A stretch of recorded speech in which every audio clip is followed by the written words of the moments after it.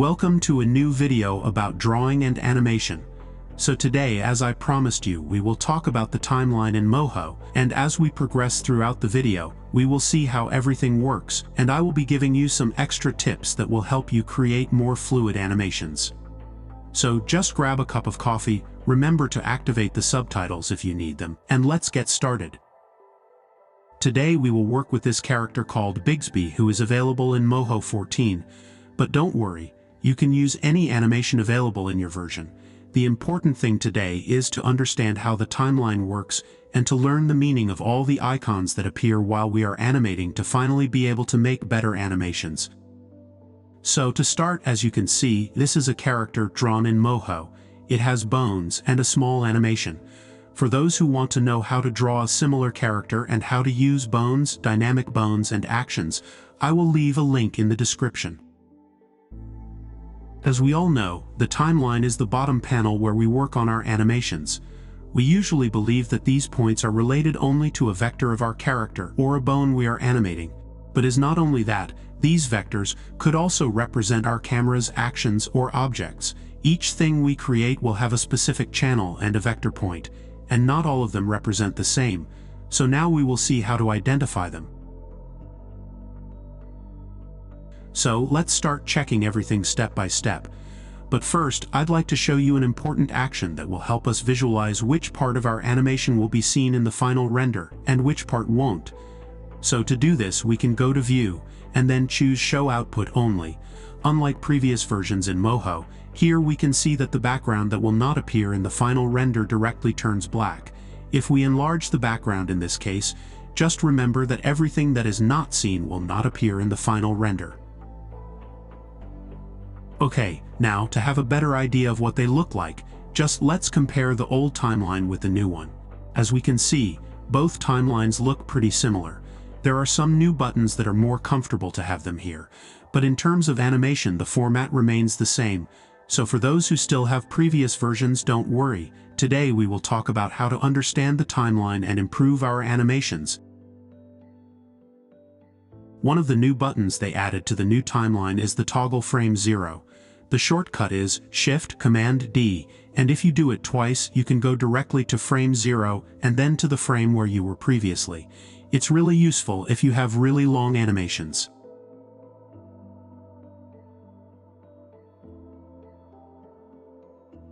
We also have our three main buttons.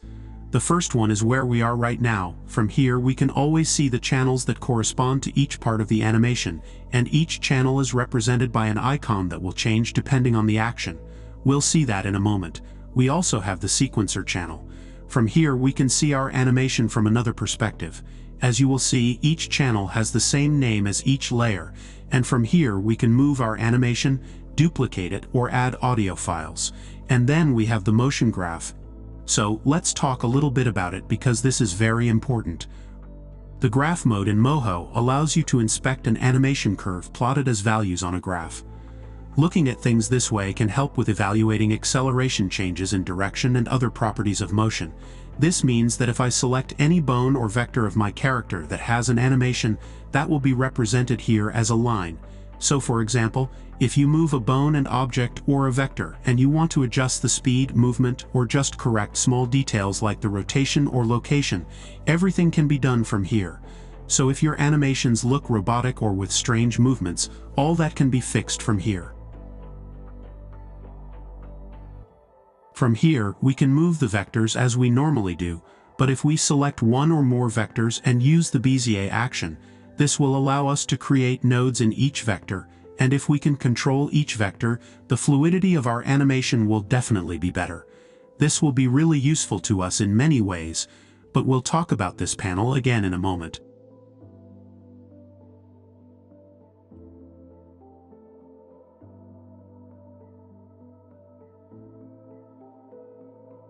Here we have our character, and if we deselect everything in our scene, we will see that only the gray channels remain active. But if I go to frame 5, for example, and I move a bone, we will see that 2 points will be created. One in the gray channel and another one in the red channel. So now if we go a little bit forward and we move the other arm, we will see that another point will be created on both channels. So basically, when a point is created on the timeline, that means that Moho recorded the action that we are working on. For example, if I select some bones of the leg, the vectors of the red channels will change, but not in the gray channels. In the case of the foot bone, this will show us 3 channels in red, so this means that the red channels represent exclusively the animation of what we have selected, and the gray channels represent the general animation of the entire character. This allows us to modify the animation of a particular bone without modifying the rest of our animation. Most of the times when we are animating, we will notice that maybe one leg or an arm is not moving the way we want, and we need to delete the animation only of that group of bones. Now we can do it controlling everything from the red channels. In this case, if we select the 3 bones of the arm, we will only see in red the animation that corresponds only to those 3 bones. This means that if we select and delete all these red points, we will see that our arm will no longer have an animation applied. Of course, it will still move since it is attached to the body, but it will no longer have any type of movement. This may be a bit extreme. We hardly have to delete an entire bone animation, but it gives us an idea of how we can work with the red channels individually. If you want to know what bone the arm is linked to, you can always select the Reparent Bone tool. In this case is attached to the torso, but it doesn't have any movement at all. As I said, this is a somewhat extreme example, but whenever you want to remove part of your animation or correct it, you can do it in parts, without needing to modify the general animation of the entire character or the entire scene. We also have the sequencer channels and motion graphs, but we will see them in a moment. So right here we also have the onion skins panel, just like in the old version, but now in Moho 14 we can adjust the colors if you want to. We also have the option of relative keyframes, and to see this in detail, let's first turn off our characters layer, and I'm just going to create a new object.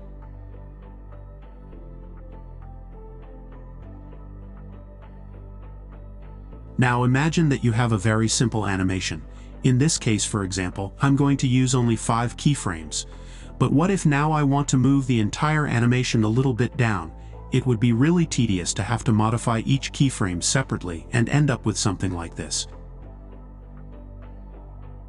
So the relative keyframe option will help us to solve this. It's pretty simple. To do this, we must first select all the animation. Then we activate the option Relative Keyframe. And after that we go to the first keyframe, and with the Transform Layer tool selected, we just move our object.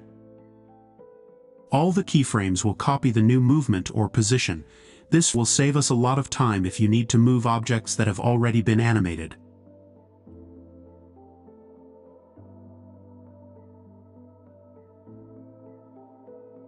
Now let's take a look at the Auto Freeze tool. And now let's create a new animation for this arm. So far it looks like any animation. Actually, if I check this, we can see that everything works perfectly fine. But the last time Moho recorded the last movement was in frame 168. That means that we didn't block the animation from there, and that will cause this ghost movement. This is something that tends to happen very frequently, and we always end up with strange movements or adding thousands of keyframes that are not necessary. So to avoid this, we are going to activate the Auto Freeze function. This, as you can see, will create an instance for each bone involved in this animation. And that means that it is no longer necessary to click on each bone to generate keyframes, since this will be automatic. So, if I'm anywhere in the timeline and I move something, this action will be automatically recorded and locked, and this will allow us to add and create new animations in a very quick and simple way.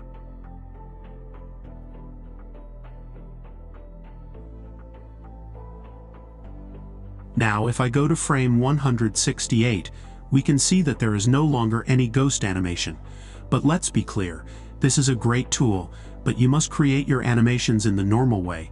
This is only for cases where you need to add keyframes or new animation blocks.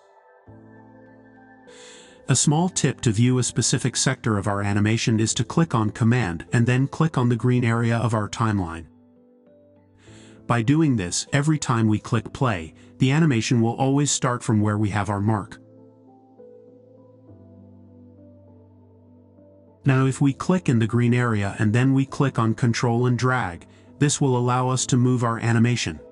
Wherever we are located, we will have the possibility of moving our entire animation, but keep in mind that only the keyframes corresponding to the layer that we have selected will move. So for example, if I have another animation on a different layer, that one it will not be affected. Let me show you this quickly. I'm going to create a short animation with a new layer. Now, I'm just going to move the entire animation to frame 72, and as you can see, the animation will start from frame 1, but our circle will only start moving at frame 72.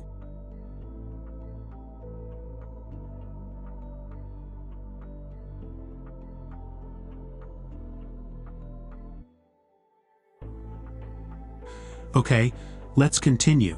We already saw the option of relative keyframing and auto freeze. Now we will see the next tool, which is called Freeze Visible Points. Its function is similar to the auto freeze, so if we click on this option we will create and also block the new keyframes. This means that from this point we can generate more animations without affecting the previous one.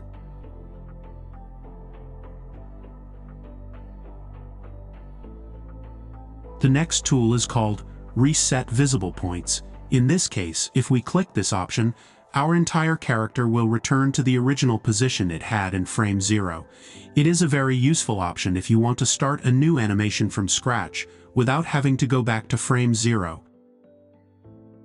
Another important tool is the Interpolation option. We have these two menus available to control different actions.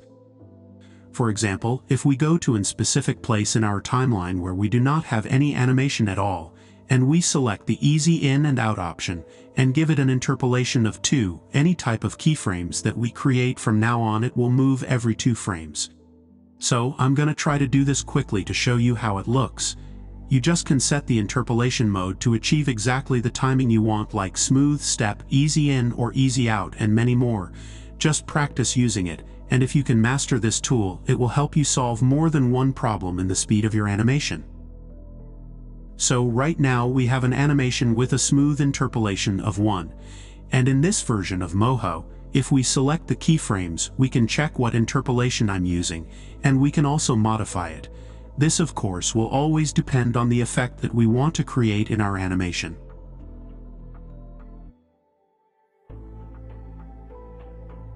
If we select this option, we can see the Keyframe Details panel, and from here we can see more information about the selected keyframe.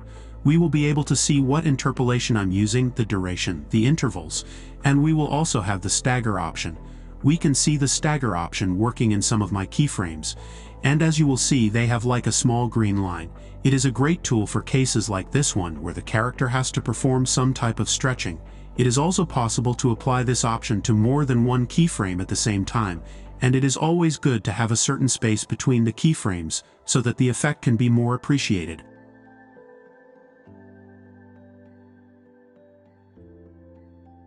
Okay, now let's see the pushing option.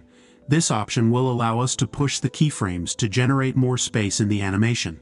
For example, let's look at this fragment. Right now we just have a little movement, but let's imagine that we want to add something else, or we just simply want to move our keyframes just a little bit to make this particular movement smoother. So to do it, we simply place ourselves one frame before. In this case, that would be in frame 94.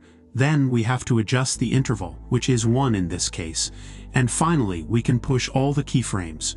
We can modify the intervals depending on what we want to do, and it is really a very useful tool since it prevents us from having to move each keyframe individually. We also have the tool markers, which helps us delimit actions, scenes, or whatever you want. To create a marker, first, just choose a frame. In my case, I'm going to go to the beginning of this action, and then I'll click on the marker option. From here, we can give it any name we want, and we can also move it if necessary. Now if we need to change layers, as you can see, our mark will still remain visible. But if we create another mark, and this time we do not select this option, we will see that another type of mark is generated. We can also move it, of course, but in this case, if we change layers, it will no longer be visible. So these marks will help us to organize the scenes and actions more easily. Now let's imagine that we have several marks in our animation. If it bothers you to have them visible all the time, you can hide them simply by clicking on this option. So, let's now look at something that is very important in the timeline, which is the camera options. In this case, I am going to use the zoom option. So as soon as we select the camera, you can see that a new channel is created in the timeline. And from now on, we will be able to work it as any other channel. We could add keyframes and generate camera movements like in any other animation, and each camera we use will have its own channel in the timeline.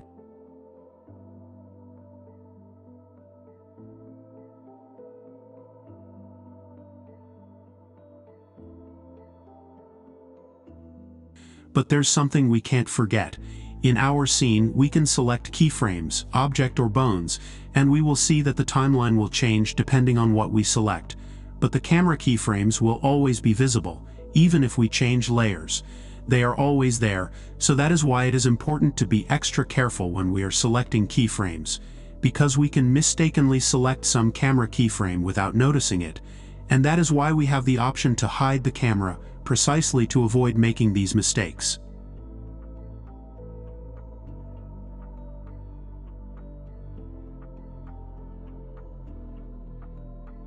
On the other hand, we have the Consolidate Channels option. This option will allow us to unify all the layers corresponding to the animation of a specific layer, and this is very helpful when we are working with too many layers and many channels at the same time. Let's suppose that we have 3 characters in the scene.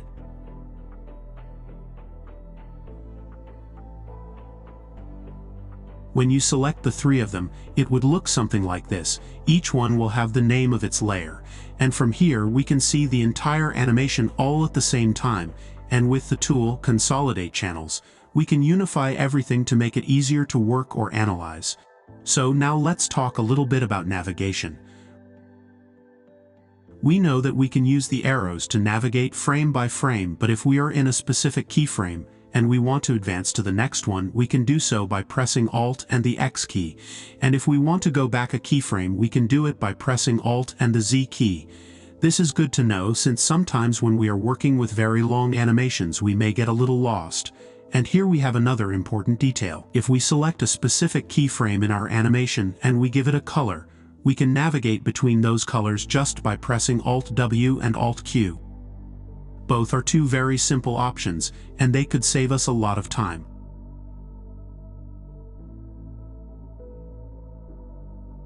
Let's talk now about cycles.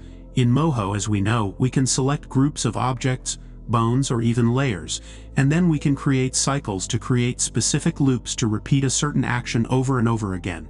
In this particular case, I'm going to use my character's arm, so let's see how it works. As you can see, each bone in this arm already has an animation. So what I'm going to do is select each bone and delete only the red vectors that represent a specific animation for each bone and not the rest of the character. Okay, now the arm no longer has any animation assigned to it, and I'm going to push some vectors to have more space here at the beginning to do this example.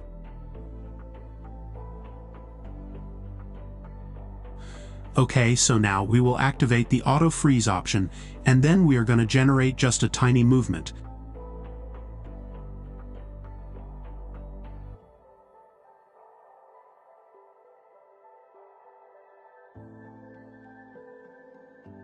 Now we can select the bone and then the white channel vector. And after that we can select the cycle option. We'll see that the keyframe panel appears, and in our timeline we will see now a line that determines the cycle action, which will be repeated throughout the entire animation. Let's see how it looks. We now have a loop of only a part of our character. It is a very simple and great option to work with. But now let's take just a moment to check the keyframe panel.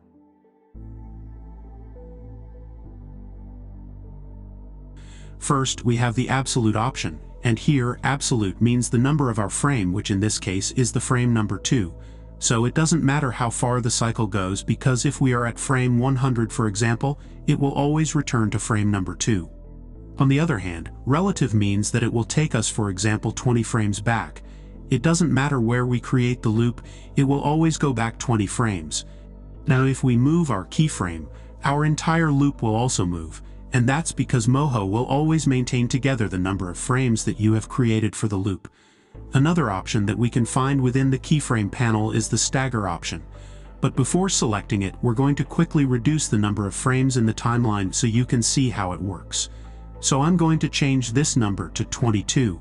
Remember that you can select any fragment of your animation to analyze it carefully without having to have a loop included. So now we can select the first frame and add the Stagger option. You will see a small green line next to our keyframe, and that will indicate that the action is on. So if we click on play, we can see how it looks, and if you want, we can even add this action to the next frame to make it more visible. You can apply it as many times as you want depending on your animation.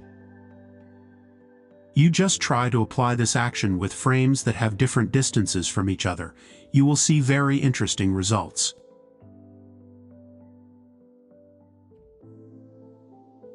If we go to the end of the timeline, we can see that the loop continues throughout the animation, even in parts where keyframes already exist with the stagger included. We are going to place a starting point from here to see only the final part.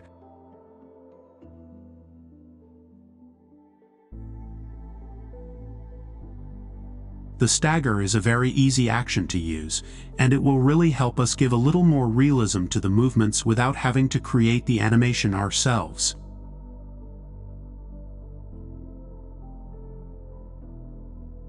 For those who have seen the tutorial about how to create a South Park character, you may already know this function, but let's see how the hidden option works in this animation. For example, here we have our character jumping, but let's imagine that we want to make it disappear for a moment. To do this, we are going to go to the frame we want, then we double-click on our character's layer, and here we will deactivate the visible option. Once we click on Apply, we will see that our timeline changes color to indicate that in the green zone the character is visible, and in the red zone it is not. Now if we go to another frame and reactivate the visible option again, we will see that our character appears again. This works as a new action and can be controlled from the timeline. That is why it has its own channel, which is easy to identify. So now we are going to analyze the graph mode option. But first, to explain this, I'm going to make a tiny change. I'm going to go to frame 10, and here by selecting the Transform Layer tool or letter M, I'm just going to move my character from right to left. Now as you can see, this generated a new action, and also a new channel in our timeline. So this looks pretty easy. I'm just making a regular animation. I'm just moving my character from right to left. But what happens if we move our character in another direction?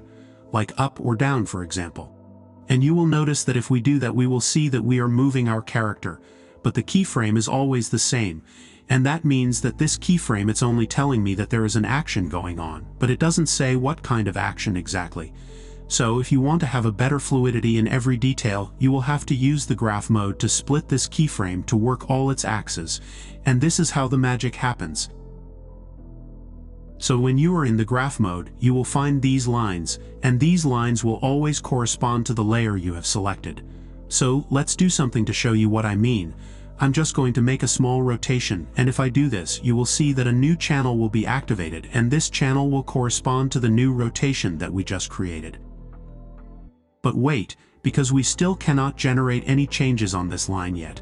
So to actually enter to each channel, we must double-click on the channel icon first. This will allow us to see the keyframes and modify them to control everything we create.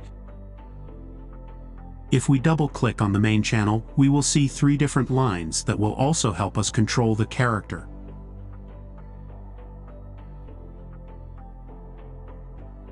So if you want to create new keyframes on these lines, just double-click on them. But be careful.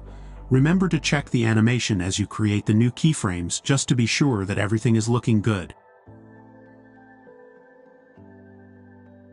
But let's go back for a moment, and let's delete the rotation channel. Okay, in this case, we just have a pink line that splits into 3 channels, and if we move our character, these lines will change. This happens because each line represents one of the 3 axes, and in order to see them, we must go to the icon of our channel, press right-click, and choose the Separate Dimensions option. This will allow us to see the three axes in red, green, and blue, and that means that from here we can create new movements using new keyframes, and by selecting each channel we can have absolute control of our character. So for example, let's choose the green channel, which corresponds to the y-axis, and then let's add some new keyframes by double-clicking on the line. If we do this, we can modify the curvature and also the movement of our character. In the timeline menu we can find the Bezier action, but we can also find it by right-clicking on the keyframes.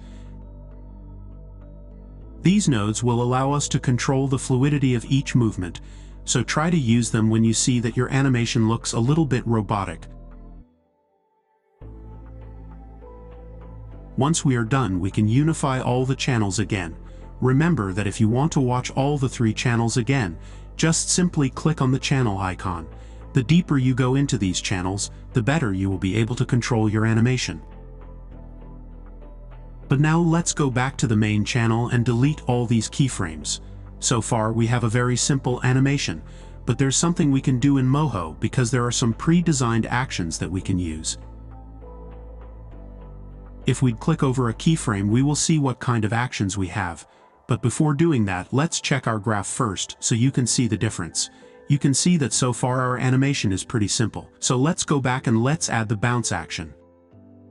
If we check our graph again, we will see that the lines changed, and that means that there is an animation applied.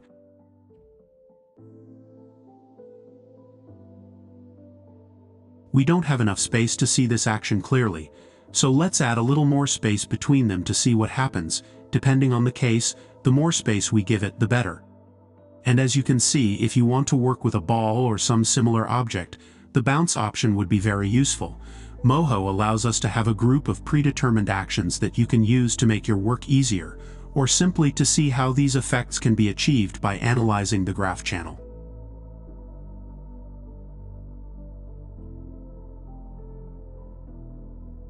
Now for those who have characters drawn in Moho, let's take a look at something important about the timeline.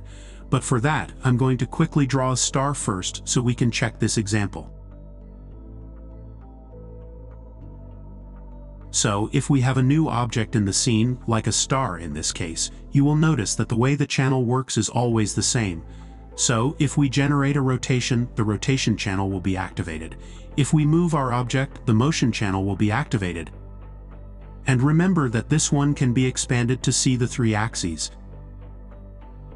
As we saw in the previous example, from here we can adjust the keyframes, add nodes, and control the time more precisely.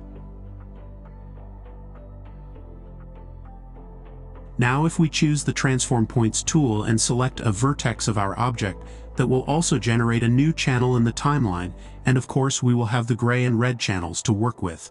Everything we saw is repeated again, but now we know what the gray and red channel means. We know that we can modify part of an object without modifying an entire animation, and we know how to work with the axes. This is just a matter of practice. Start with simple things, and you will see that after creating 2 or 3 characters, you will be able to gain fluency in your work.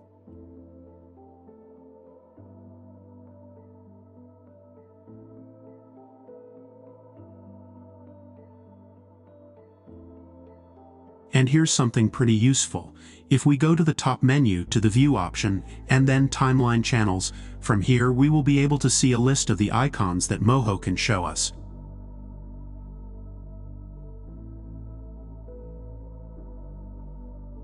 Basically, each one has the option of on, off, and automatic. In the case of the dotted icon that refers to our vector point, we could turn it off to hide it from the timeline if we want. This will help us if we have a lot of active channels and we are working with many keyframes at the same time.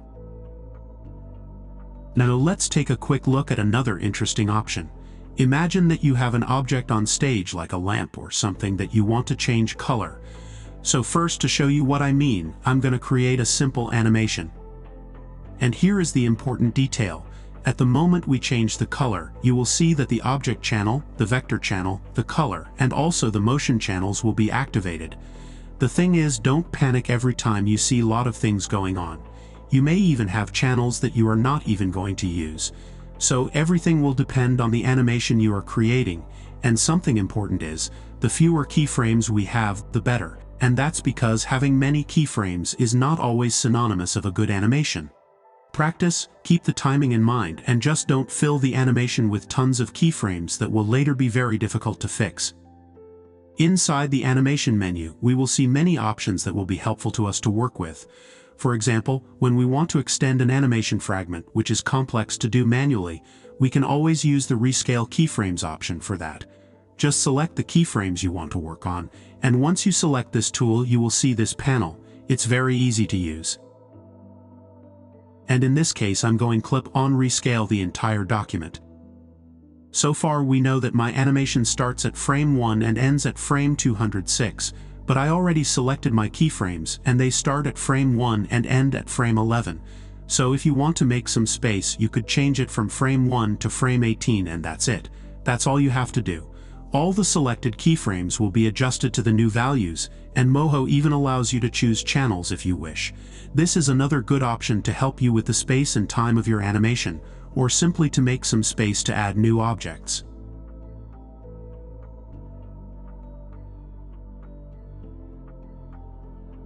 Now you have a better idea of how the timeline works in Moho, and I'm also going to leave in the description a link about how to make a South Park style animation, and another one where I explain in detail how to draw and apply the bones to your characters. In the case of the South Park video, that one will help you to get a better idea of how to work with other types of animations. But basically, by having all these concepts in mind, you will be able to improve your animations for sure. I would also like to thank for staying and watching the entire video. It was a long one, but it was also a special one. I wanted to explain how the timeline works, which is super important to start animating. For those who are new to my channel, welcome to this cult. And for those who are already part of this family, thank you so much for your support. And if you enjoyed this video, please hit the like button and subscribe. And now if you want, you can also send me a super thanks to help me with the channel. And please, if you have Instagram, you can also find me there. That link is also in the description. If you have questions, please leave them in the comments so we can all share our doubts and help each other. And there's more coming up about Moho, drawings, digital art, and more. And if you want me to talk or explain a specific topic, just let me know and leave it in the comments. Now it's time to practice, so thanks for watching and I'll see you next time.